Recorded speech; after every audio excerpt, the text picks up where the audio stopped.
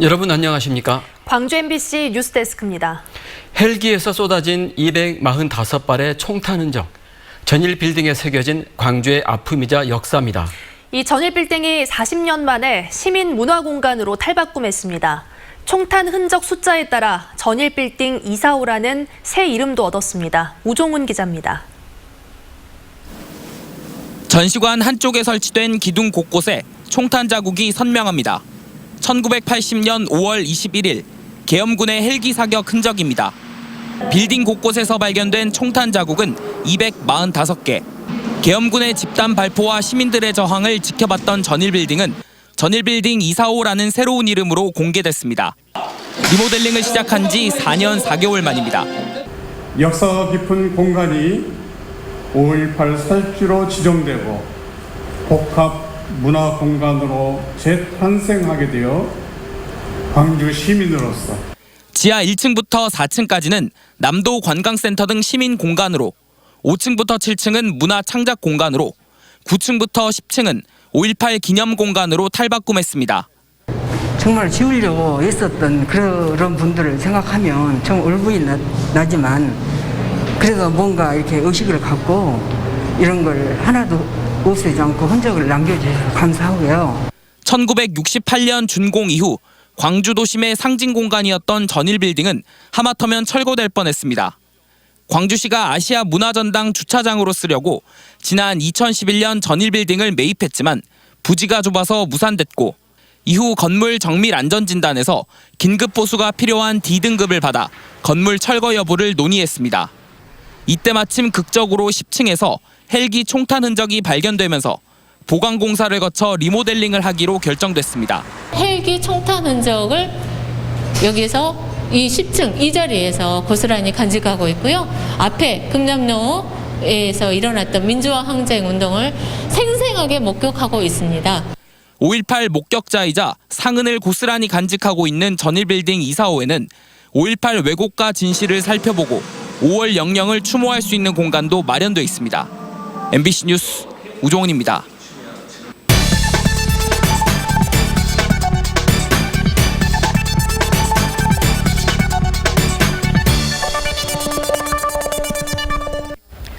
제가 지금 나와 있는 이곳은 5월 영령들이 잠들어 있는 국립 5.18 민주묘지입니다. 해마다 이맘때쯤이면 시민들의 추모 행렬이 이어지고 국가 기념식도 열렸는데요. 올해 5.18은 40주년이라는 역사적인 의미에도 불구하고 코로나19의 여파로 역대 최소 규모로 행사가 진행될 예정입니다. 대면 행사의 축소와 취소로 비대면 행사의 중요성이 높아졌는데요. 5월 단체와 광주시는 5월 노래 커버 콘테스트 등 온라인을 통해 5.18의 전국화와 세계화를 노린다는 계획입니다. 5.18 기념식이 축소된 이 상황에서도 극우 보수단체들의 5.18 왜곡은 더 심해지고 있습니다. 이 왜곡은 희생자들과 광주를 모독하고 또 5.18을 잘 모르는 젊은 세대들의 정신을 병들게 하고 있습니다. 대한민국 민주주의 발전에 이바지했다는 평가를 받고 있는 5.18은 부록이 됐지만 여전히 흔들리고 있습니다. 광주 MBC는 오늘부터 5.18 왜곡의 현 주소를 짚어보고 반박 불가의 진실규명을 촉구하는 기획보도를 시작합니다. 먼저 남궁욱 기자입니다. 상식적으로 이상하지. 11만 명이 넘는 구독자가 있는 한 유튜브 채널. 그 민주화를 위해서 싸우는 대학생들이 교도소를 습격했대. 이 턴 무기들을 가지고. 왜? 근데 이게 대학생들이 민주화를 위해서 투쟁했던 실제 팩트인 사건이야? 이상하지? 지난 2007년 국방부 과거사위에서 계엄사가 조작한 사건이라고 밝혀진 가짜뉴스를 다시 퍼뜨리고 있습니다.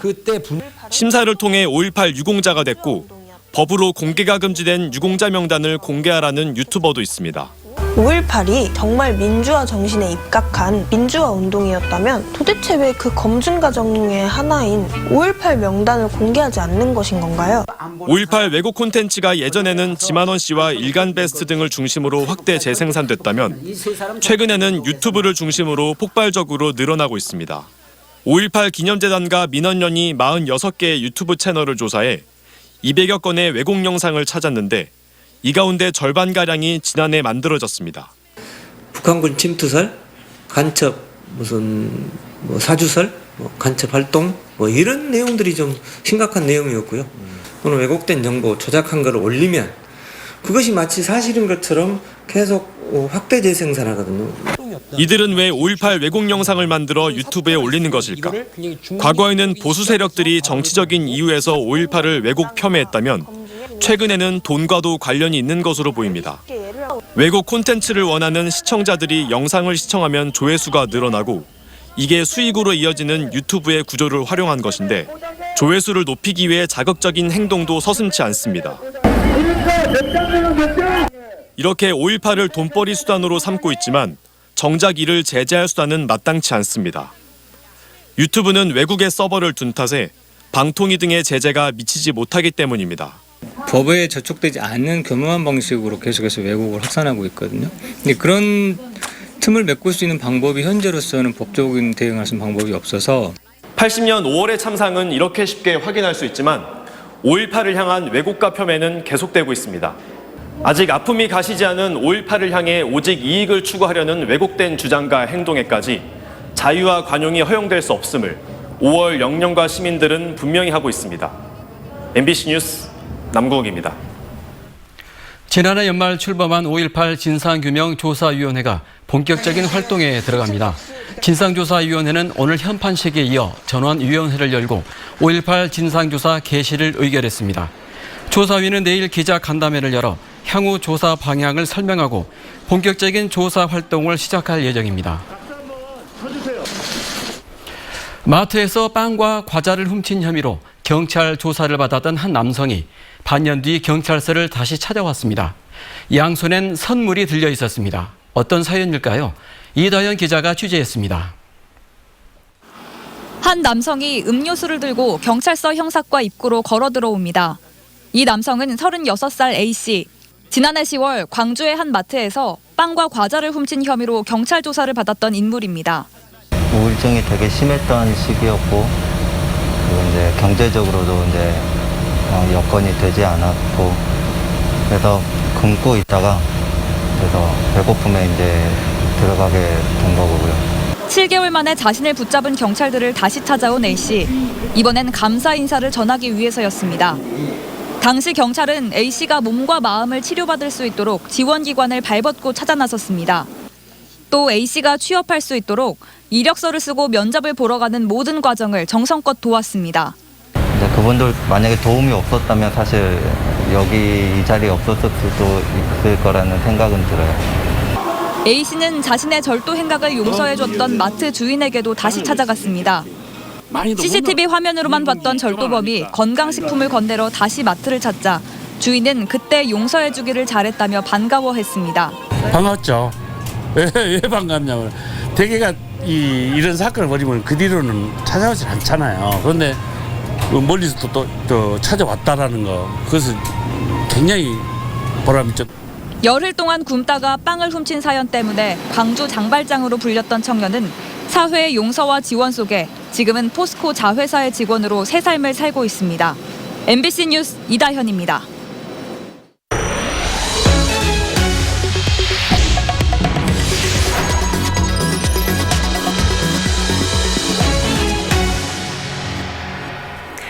프로야구 개막 이후 일주일 동안 기아 타이거즈가 보여준 모습은 팬들의 기대에 한참 못 미쳤습니다.